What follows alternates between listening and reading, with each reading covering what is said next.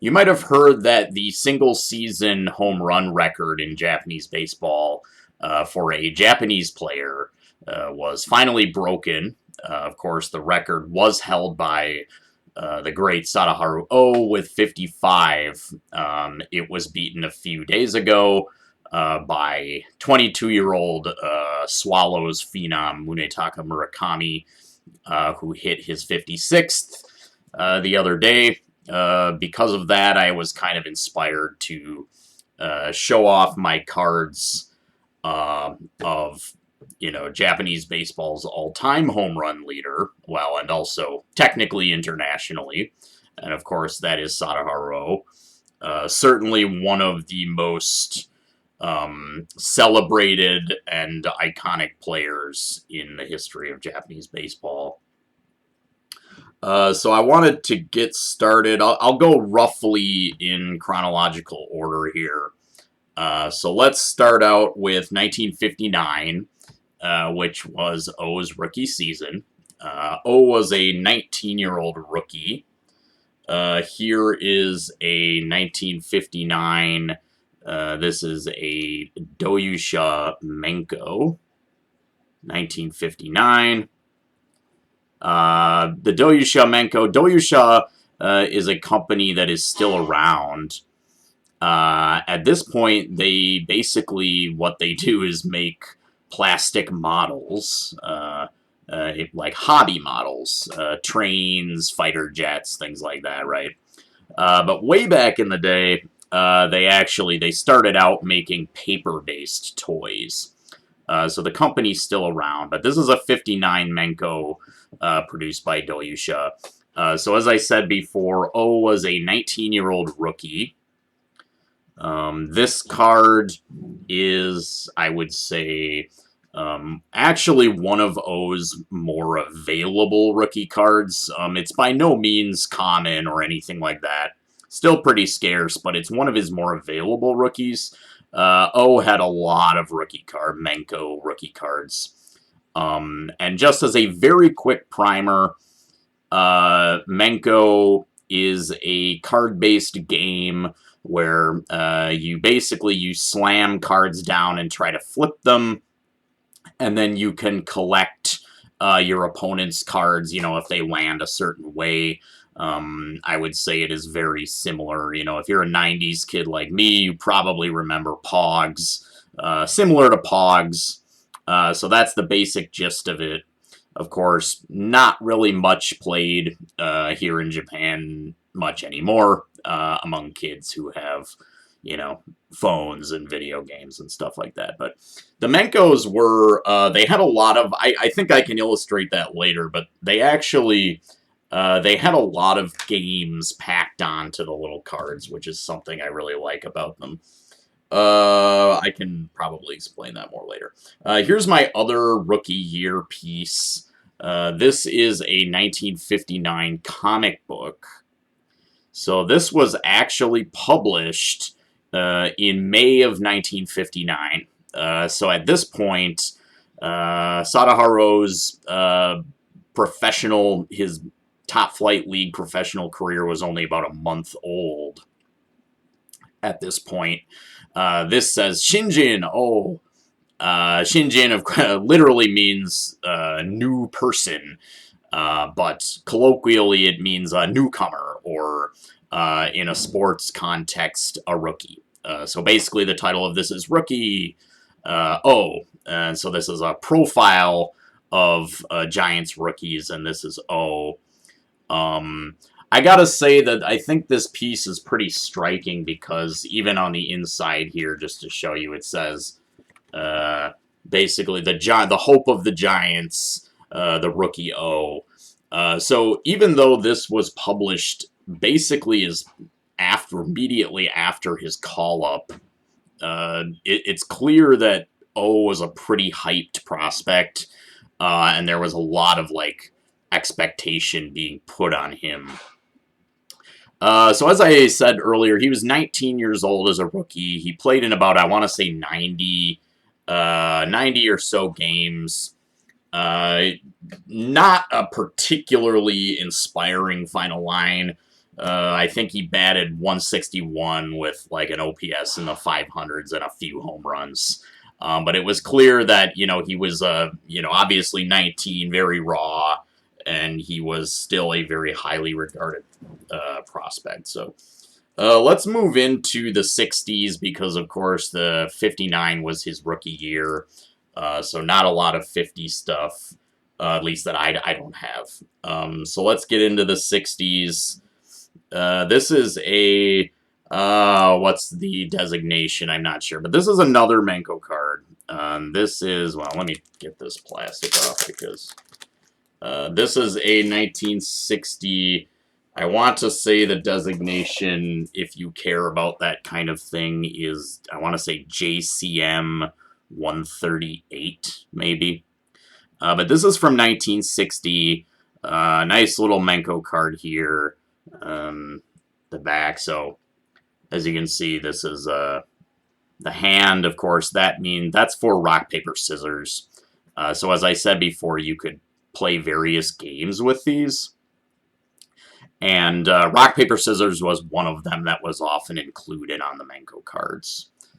So, nice 1960 Menko here. Let's see here. I've also got another Menko, and this Menko is from 1962. This card was also produced by Doyusha, the company who produced the rookie card that I showed you a little earlier. But this is from 62. Here we go. So this is a little bit more illustrative of what I'm talking about, right? Where you have playing cards, you've got rock, paper, scissors, and then you could play the Menko game itself. And here this says baseball collection. So, of course, Menko cards were the subjects. There was a broad range of subjects, as you'll see in a little bit here. But of course, baseball was a very popular subject. And let's see here. Okay, moving on to a 1964. This is one of my favorite O cards. It's just really stunning photography, especially for the time. This is a 1964 Morinaga. So, a little bit of a bigger card, irregular sized, more like a postcard size. Morinaga is another company that is still around. They are a dairy-based product, dairy products and candy sort of company that is still around. Kind of sparse backs on these. One thing, I have a few of these Morinaga cards. One thing that I really like about them is that it would provide on the back the player's hobbies. And according to this card, O likes movies. So, moving on. So this is one, I can't date it precisely. If there's somebody else who knows, I know there's a couple people out there. But this is an uncut sheet of Menko cards. So if you've never seen kind of what they looked like in the sheets before they're cut, as you can see right down here, this is O, which is why I'm including it. I do not believe this pitcher has ever been definitively identified. I think there are a couple candidates for who this might be. But this is definitely O. And as you can see, so as I said before, the Menko cards often had various subjects. And, ranging from, like, comedians. This one I like, as a little aside. This is Tetsujin Niju Hachigo, which is known in the West as Gigantor. Actually, so Tetsujin literally means Iron Man. And I know when this was being localized or when it was first brought over, fearing lawsuits from Marvel, from the Marvel Iron Man character. They changed his name. Anyway, a little bit of a digression, so there's another one. I can't for sure date this one, but I think it's probably late 60s. Okay, and then this one, not a card, but I have shown this one before, but here is a book from 1964. This is a children's book.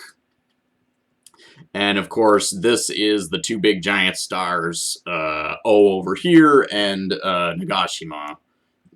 And so this is a book about, kid's book about the Giants. You can see the team on the back, the manager, and Kawakami himself, a legendary player. Kind of a note on that. I would say that in Japanese baseball, the manager is given a little bit more of an elevated status than I would say managers are in the major leagues. The manager is kind of considered, I think, a little bit more of a big deal. And usually I would say that Japanese teams, when they select the manager, they generally, to be quite honest, they hire managers based on their heart rather than their head. So you will see a lot of, particularly with the Giants, pretty much any legendary player who plays for the team would be provided the opportunity to become the manager. Such is the case with Kawakami. However, he was a successful manager. But as a counterpoint, O himself also managed the Yomiuri Giants to much less success. So anyway, this is just a beautiful book. I mean, the illustrations in here are freaking awesome. And check that out. Beautiful, beautiful kids book. I mean, check this out. So that's that from 64. Let's move into the 70s, where the card landscape of Japan took on a pretty different look. So let's get into this. Let me move some stuff around here.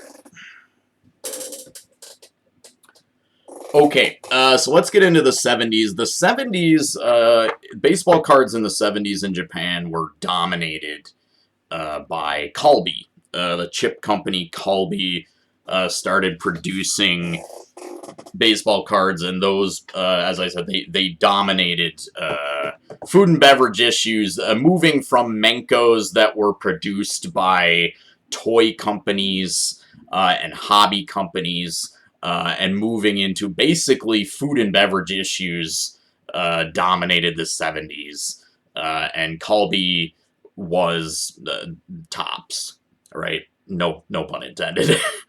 So the first Calbee set came out, or the first sort of issue or wave of Calbee cards came out in 1973 with their, and this is a very low number card in the 1973 initial run of Calbee. Here is a nice one of O. This is number 10. It's worth noting that nowadays, so Calbee actually still does produce cards. And the cards are included sometimes in little foil packs on their bags of chips, like little individual bags of chips. I learned from my friend and yours, Robert, with Prestige Collectibles, who is a foremost authority on Japanese cards. He knows more than, he'll forget more than I'll ever know, right?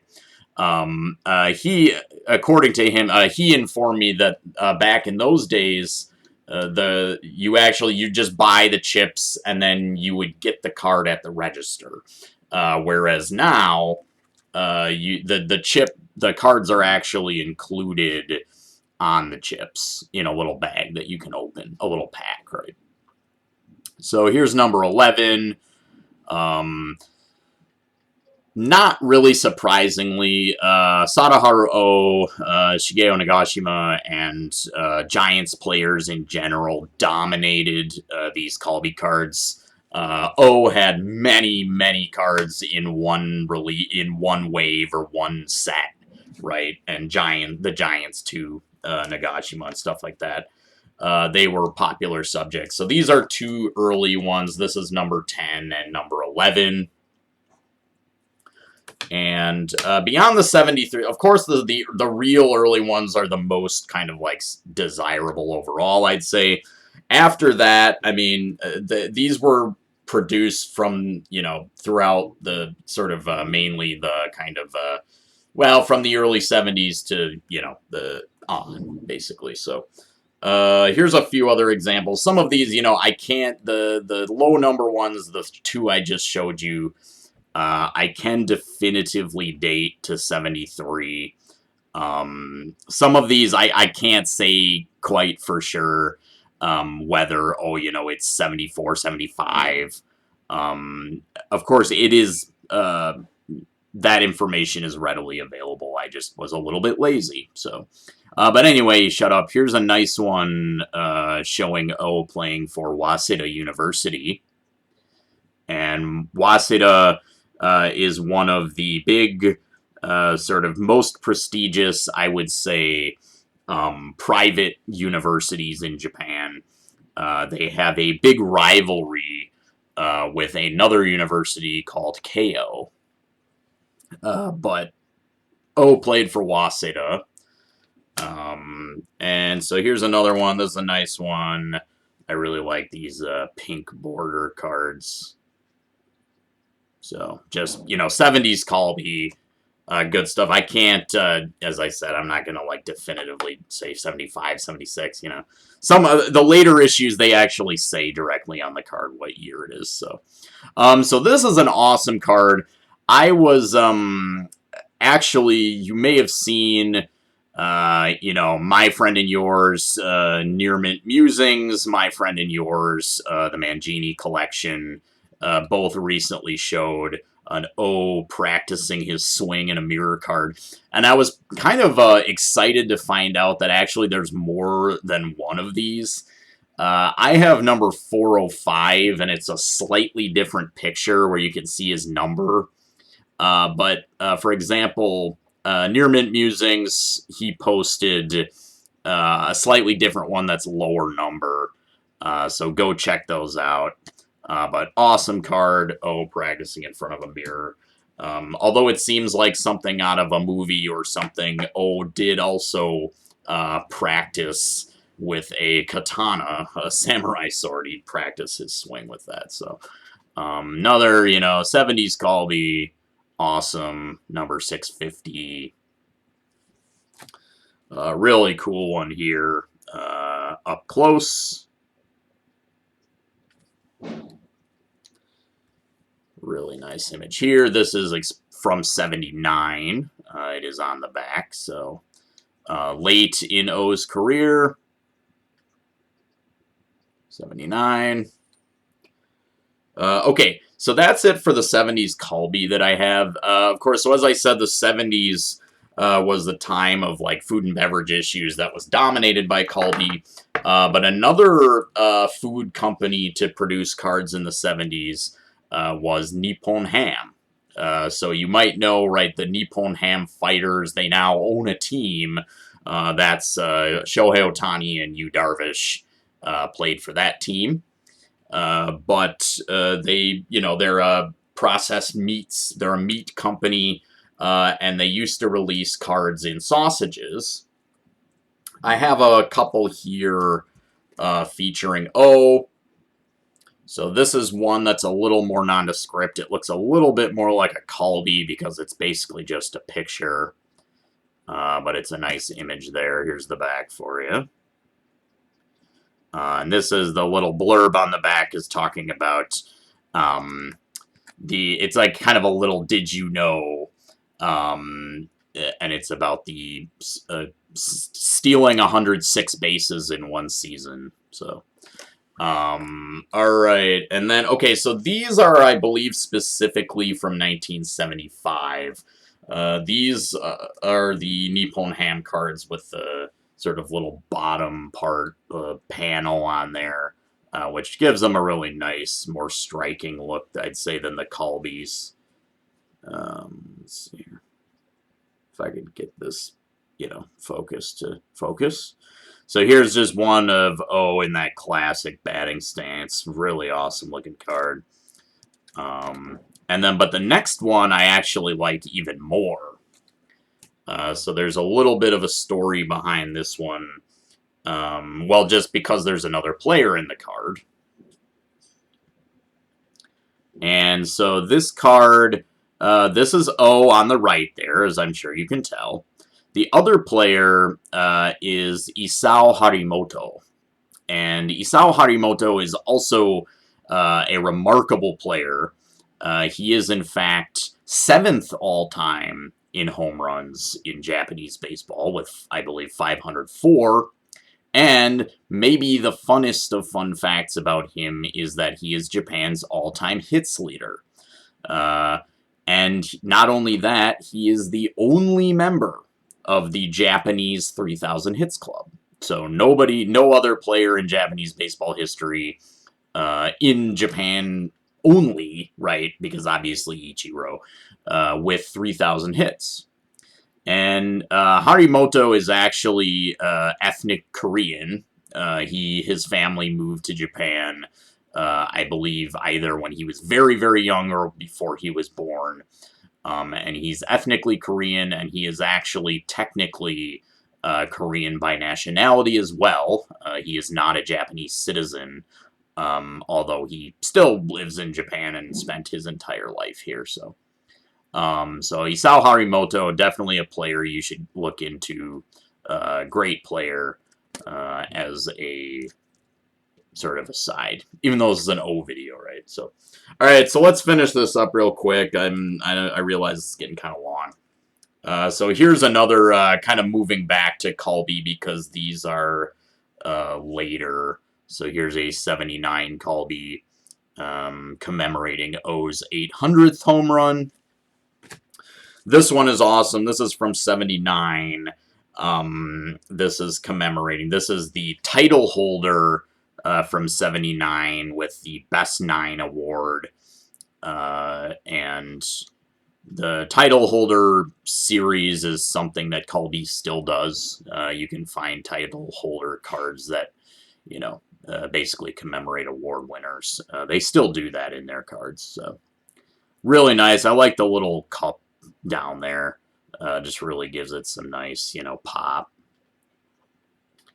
So, well, yeah, that's the thing about these, semi-rigids and stuff. You just really can't get the full effect through the screen and through the protective stuff. And anyway, here's one that I can't definitively date, but I think it's 70s.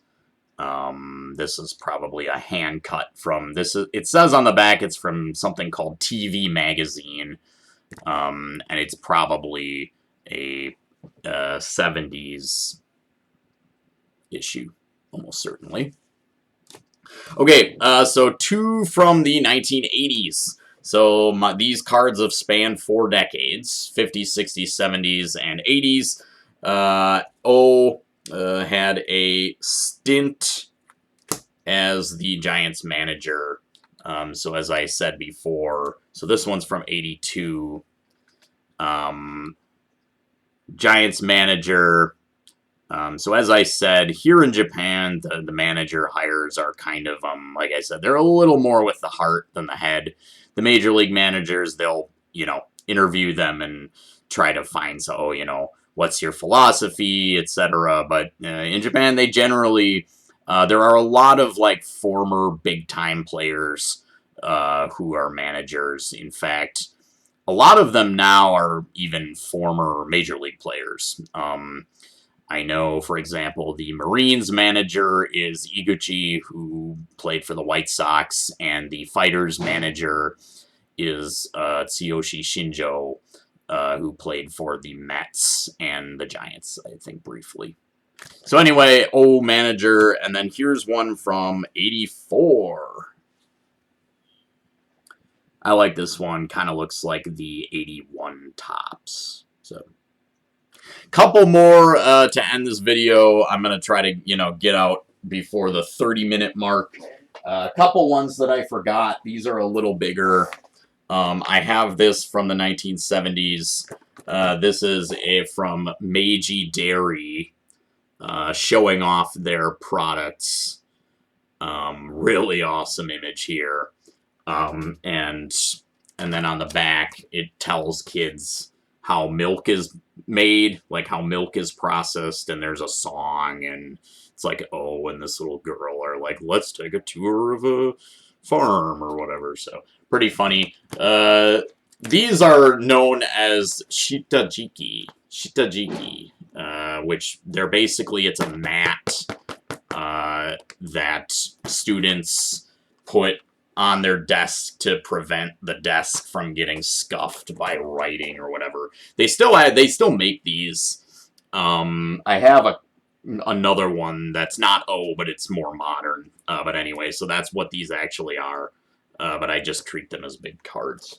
And then finally, I've got this one. This is awesome. Probably magazine supplement. All right, guys. Well, as always, thanks for watching. Peace.